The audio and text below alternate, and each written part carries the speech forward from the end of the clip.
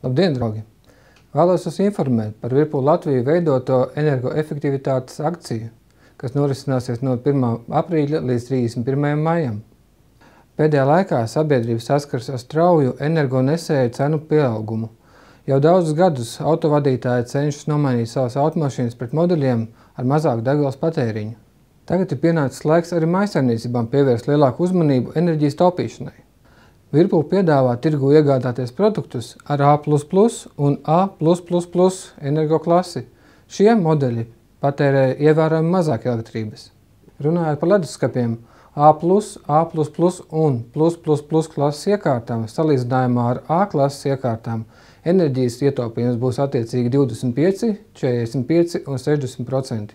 Kā piemēru norāda šo A++ klases leduskapi.